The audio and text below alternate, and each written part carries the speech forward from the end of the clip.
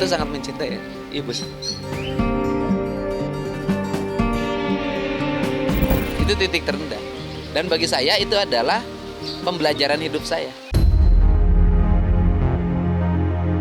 Saya itu ingin memisahkan aspek politik dan aspek kemanusiaan.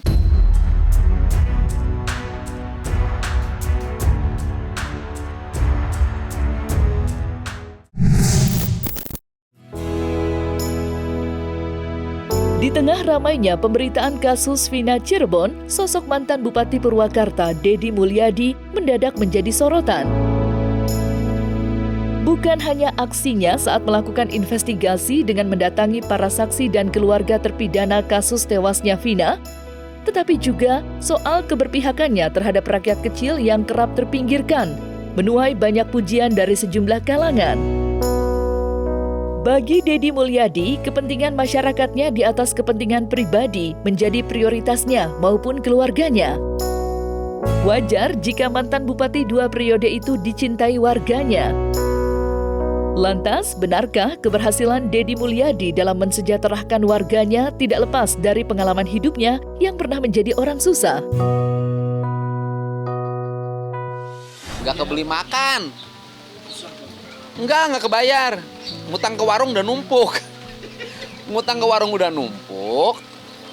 Kemudian udah sebulan nggak bisa kebayar makan di warung.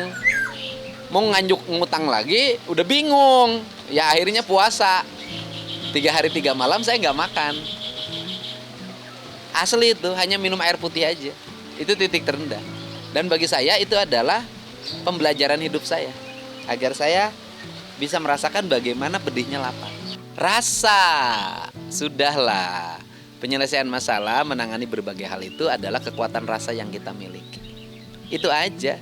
Dan dan kita gini deh, sama orang-orang yang punya rasa kan kita selalu percaya. Dan hidup ini bahagia oleh rasa. Itu kalau nggak punya rasa, makan nggak enak, tidur nggak nyenyak. Kalau punya rasa, makan enak, tidur nyenyak. Hidup saya tuh, tanya ke teman-teman yang ada di sini, relax aja. Saya nggak pernah takut kehabisan uang, dan saya nggak pernah takut jika tidak punya uang. Namun saya tahu deh, kalau saya nggak punya uang, ya nggak punya uang, nggak ada ya nggak ada. Gitu loh. Jadi ya hidup saya relax aja. Gitu loh, nggak pernah kayak orang lain berpikir nggak. Saya relax aja. Di balik kesuksesan Deddy Mulyadi hingga dikenal luas seperti sekarang ini, siapa sangka ada sosok ibu luar biasa yang telah menjadi sumber inspirasinya. Dikenal dekat dengan ibundanya, Deddy mengaku apa yang dilakukannya saat ini, terlebih saat mengemban amanah menjadi pemimpin, semata-mata untuk membahagiakan ibundanya yang telah menanamkan nilai-nilai kebaikan, terutama untuk yang membutuhkan. Lantas seperti apa sosok sang ibu di mata Deddy Mulyadi? Mengingat tidak banyak orang yang tahu perjuangan sang ibu dalam mendidik dan membesarkan anak-anaknya. Ya mungkin karena lahir dari keluarga sederhana ya, anak 9. Saya itu sangat mencintai ibu.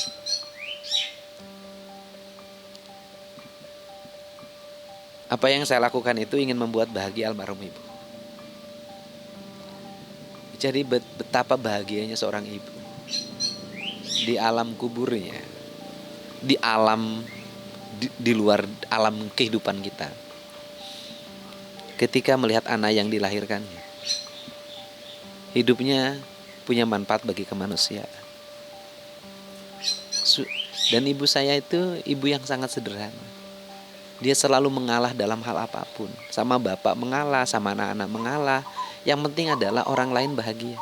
Yang penting bapak bahagia, yang penting anak-anak bahagia. Dia mengalah dan mau mengorbankan apapun yang ada dalam dirinya. Yang penting ayah, suami, dan anak-anaknya bahagia. Nah, kesederhanaannya itulah yang hari ini menjadi panduan jalan bagi hidup saya. Jadi kalau ngomong investigatif, itu saya tuh selalu merasa dia tuh ada bareng. Kesini, kita kesini ya, kita kesini nak. Kita kesini nak. Anda bisa lihat, hidup saya sendiri kok.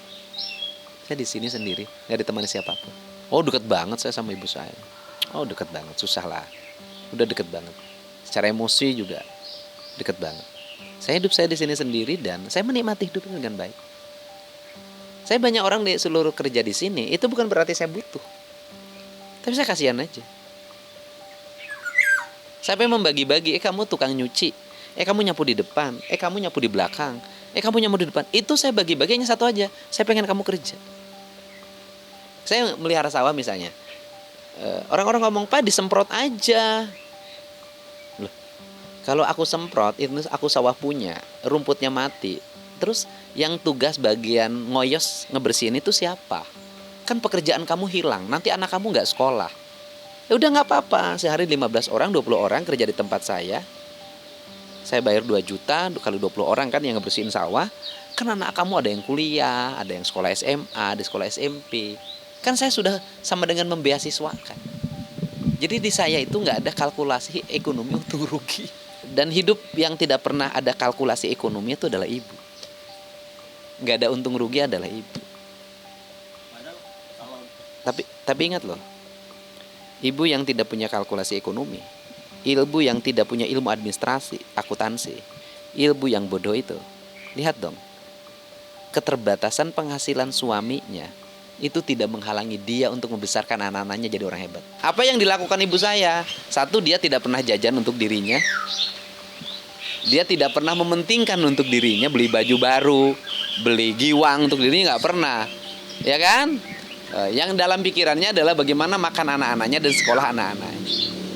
Dan dia membagi prioritas kan, yang paling besar segini jatahnya, yang paling kecil segini jatahnya.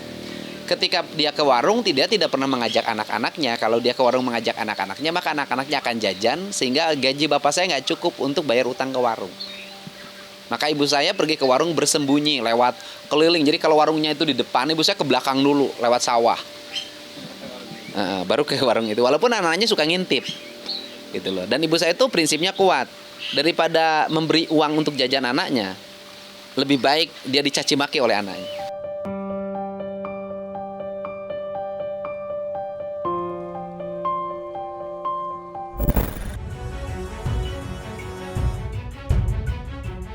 Dalam kasus tewasnya Vina dan kekasihnya Eki, nama Deddy Mulyadi tidak luput menjadi sorotan.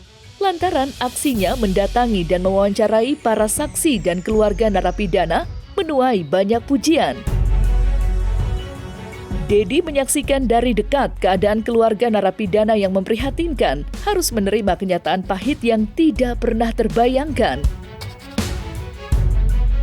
Merasa terpanggil, Deddy tidak hanya memfasilitasi, tetapi juga melakukan pendampingan terhadap keluarga narapidana saat membuat laporan ke Mabes Polri belum lama ini. Lantas, apa yang membuat seorang Deddy Mulyadi rela berkorban waktu dan tenaga untuk memberikan perhatian baik pada saksi maupun keluarga narapidana dalam kasus tewasnya Vina?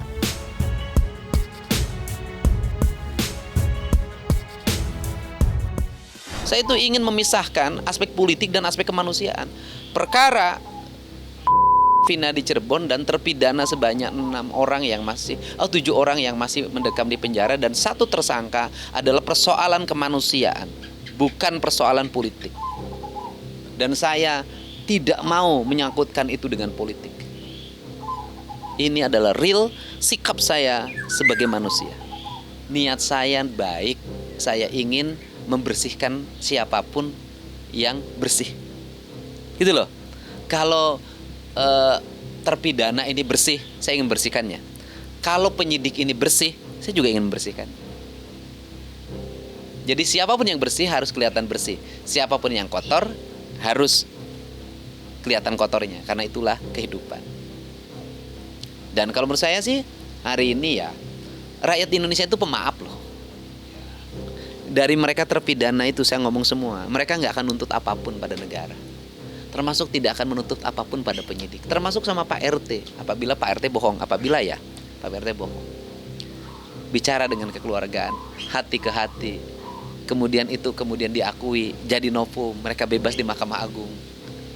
Selesai Pak, sudahlah. Kalaupun misalnya mereka harus mendapat kompensasi, tidak berarti menyombongkan diri ya. Biar saya aja ngasih kompensasi sama mereka. Biar saya aja. Kalau mereka jual rumah, biar saya ganti rumahnya. Daripada rumit harus mendapat kompensasi, nah kan harus ada putusan pengadilan segala macam, panjang lah. Mereka deritanya makin panjang nanti. Sudahlah itu biar sama saya diurus aja, udah gampang. Ya, yang penting mereka bisa pulang kalau mereka nggak bersalah. Saya kata lagi, saya ingin mereka pulang kalau mereka nggak bersalah. Hati, gimana kalau peristiwa itu menimpa saudara kita, menimpa anak-anak kita? Ya hati ya. Kita fokus pada peristiwa ini untuk kita agar terkonsentrasi pada satu peristiwa. Peristiwa hari ini kan kita ingin membuktikan bahwa 8 terpidana ini bersalah atau tidak bersalah. Itu dulu fokusnya. Jadi tidak dulu kemana-mana. Kalau saya punya rasa, saya kan ngomong rasa subjektif, ya kan?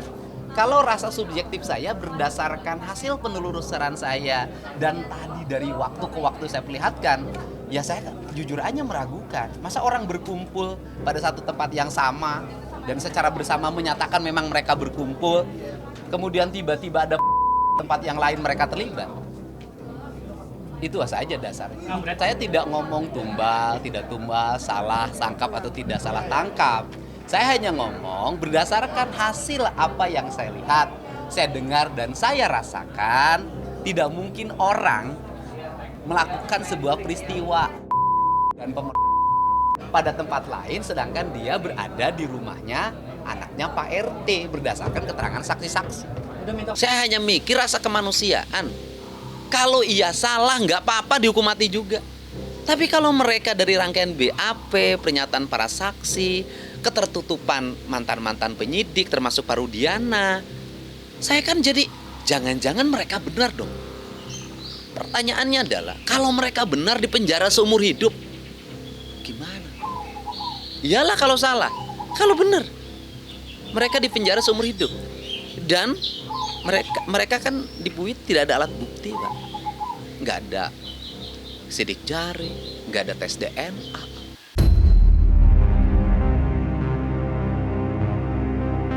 Nah, selesai sudah Cumi Lovers, saksikan terus Cumi Camp In-Depth, kabar lengkap, mendalam, dan akurat dari narasumber terpercaya. Dan jangan lupa untuk like, subscribe, dan juga share channel YouTube Cumi Cumi.